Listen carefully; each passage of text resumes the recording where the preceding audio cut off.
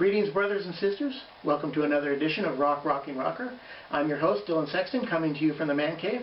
Today, my special guest is my friend, Mark Matos, who is my go-to guy for progressive rock. Howdy. Mark Matos was a bass player for a progressive rock band in the early 80s called Asparagus Nightmares in Lubbock, Texas, while he was attending Texas Tech University. And right now, he's the bass player for a progressive rock band, a Texas prog band, here in Dallas, Texas, called 4 Stories Tall. Mark, I'm glad you're here. Thanks, I appreciate it. Glad to be here, talk about prog and fusion and all that fun rock and roll stuff.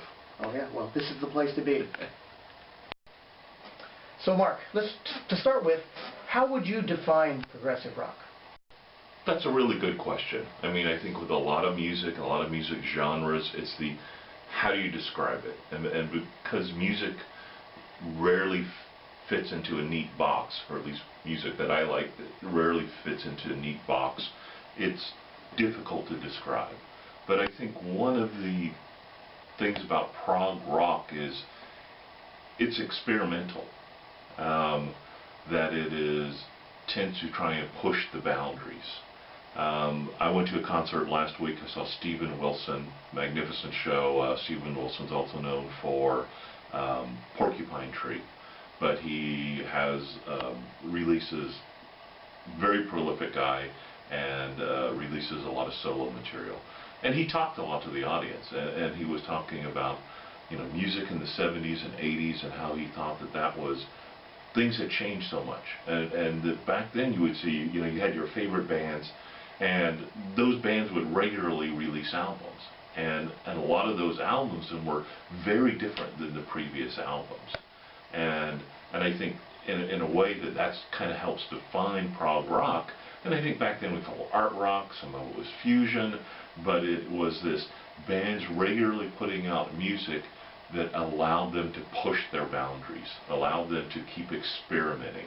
So I think if you look at Pink Floyd, I think each of their albums are very different, very unique. You know, to Yes, I think to King Crimson, I mean, all those guys that back then were regularly putting out music, and each time they kept trying to push the boundary.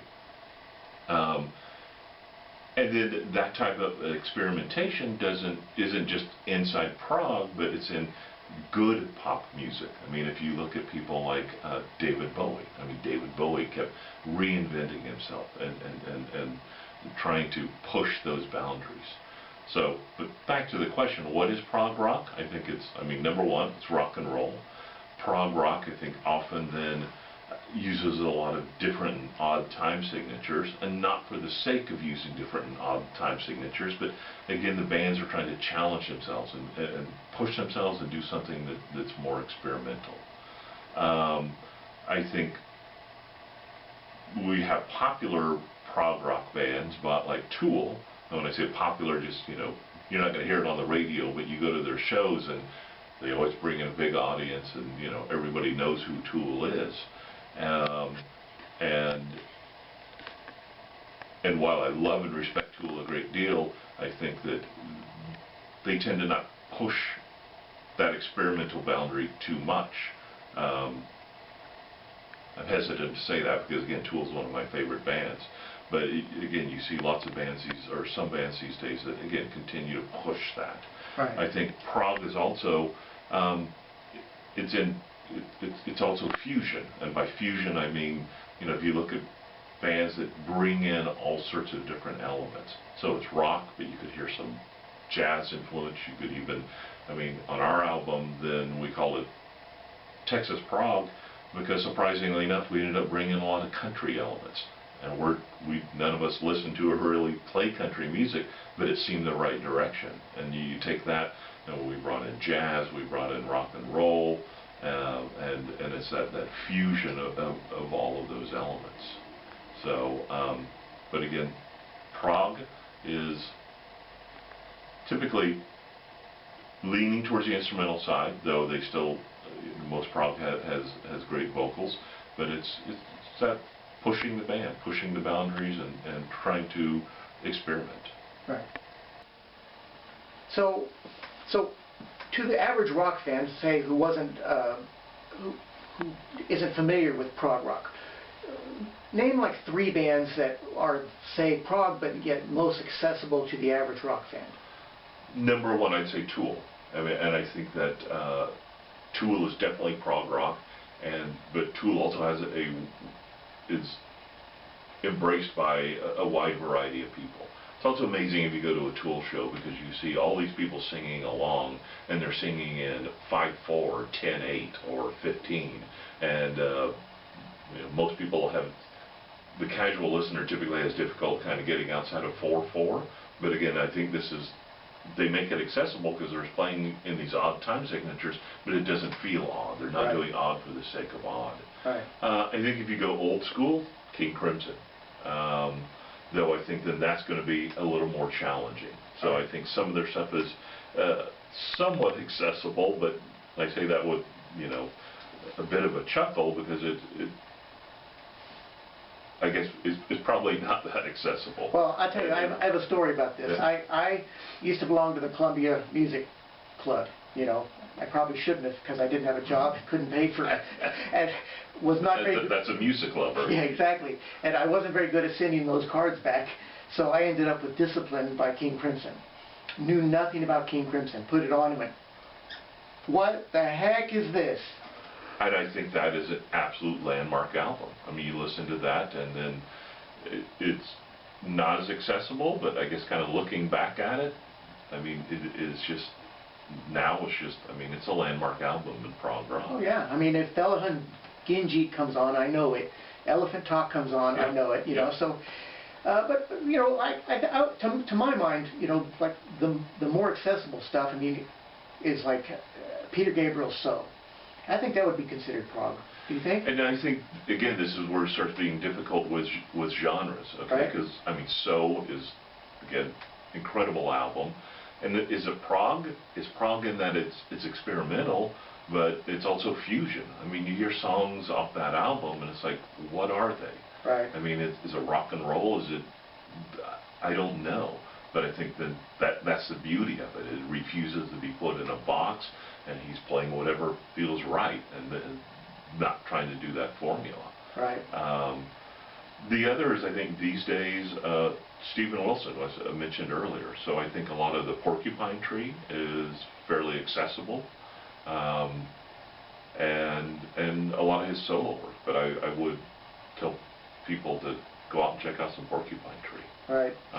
One other that I've really been listening to lately is Opeth, who started out as a very heavy metal band, death metal band, and they really evolved into this prog band that I think is some great music. So I encourage people to check that out. I think one of the first albums I ever bought, seriously, as a rock fan, and I bought it basically because I liked the cover. I mean, I was probably 14 years old. Was Fragile by Yes, which is, it's a landmark. Oh, absolutely. And also talking about accessibility, you got to throw Genesis into there. I mean, today, I think maybe hardcore fans would probably, lean more toward their earlier, more experimental phase, and then maybe as they moved on, especially into the 80s, they became more accessible. I don't know, beyond the singles that were on the radio, if the stuff that, like the deep cuts from Abacab or Invisible Touch were, also interesting to prog fans. But I think you even go further back to Foxtrot. I mean, once again, for me, it's somewhat of a landmark album. It's a great album, but it's also, what is that music? It's hard to define because it brings in all sorts of genres, and so it's that fusion, it's that prog, but when it comes down to it, they're just well-written songs played by great musicians. Right, right. All right, well, let's talk about your band now, 4 Stories Tall. You've got, let me show you the album, and we'll have the website up later, but this is 4 Stories Tall. What year did this come out? That came out in, I believe, 2013, so almost 3 years ago. Okay, and since then, you've been recording a new album? Absolutely. So we've been working a lot of material. We've always kind of worked at glacial speeds. This album took 5 years to make. So we have the songs outlined for our next album. We're still trying to figure out what's making the cut, what's not, but we're probably up to 8 to maybe even 10 songs. And it's actually a fairly radical departure from our first album. Again, that first album kind of took us by surprise. It turned into more of a concept album, with West Texas being what it was all based around. And now we've been experimenting with anywhere from, well, we have a new song that's, the vocals are somewhat rap-based, but still in a more prog kind of fusion way, to electronica, to experimental. We're doing a lot now with our drummer John Wilson, and he has electronic drums, and that's being interfaced to all of the keyboards, and bringing up rhythm patterns and a rhythm bed, and then connecting that all together and experimenting around that. Then we recently changed guitarists. Our guitarist we love very much, Mark Turner, took a job up in Seattle. And we've recently, fortunately, found a new guitarist, Phil Bush, who is a fantastic guitarist, fits in with us very, very well. And I mean, one of the songs we're going to put on an album is just something, you know, we sat down, we improvised, came up with an idea, and it's almost this 80s kind of pop prog thing. To last night, we were working on something that was just much more hard rock prog. Right. And so the music on this album is, again, much more diverse, and kind of areas, once again, that we're surprising ourselves we didn't necessarily expect to go into, but it feels right. Good, good. So when do you imagine this album will come out? I know we're talking glacial speed here. That's always hard to estimate, make an estimate to. It'll be sometime in, hopefully, mid-2017. It's, you know, everybody's got their daytime jobs, and we're somewhat limited as far as time together, and writing and recording. But we're trying to expedite that as far as, I mean, these days we're starting out with song ideas, and then instead of having to get together to, as a group, say, to record all the bass lines, I take it home and I work at my home studio and bring that in, and then we kind of cull through what I've added, which is often too many bass lines. So, well, good. All right. So if anybody wants to find out about 4 Stories Tall, what is the website? If you want to listen to our music, so you go to our website. It's 4storiestallband.com. We're also on Facebook, so Facebook/4storiestall, and then we're also on SoundCloud. So I don't remember the link there, but just go to SoundCloud and type in 4 Stories Tall. And on SoundCloud, then you'll hear some of our newer material. So we're not really like saving up all the material and waiting to release an album. We're out there posting a lot of it before we put out the album. So I encourage folks to go listen to that, and you'll find things that are pretty different from what we were doing before.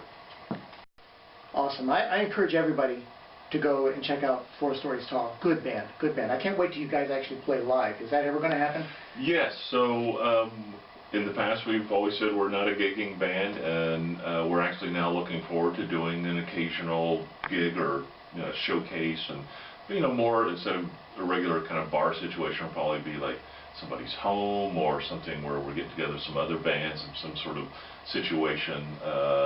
But yeah, we're actually looking forward to performing live. Well, good. I mean, if you do, maybe we can like film a song or something like that, feature you on the show. Okay. Well, that's it for today. I want to thank again my good friend Mark Matos, for being here. Appreciate it. I'm glad you're here. And that's it for another episode of Rock Rocking Rocker. I'm glad you were here, brothers and sisters. Peace.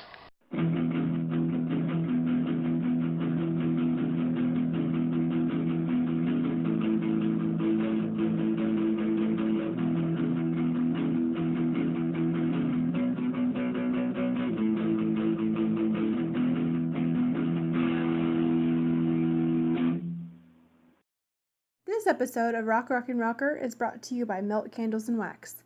Melt has a scent for every season. Follow us on Facebook and Instagram, and shop Melt Candles and Wax on Etsy.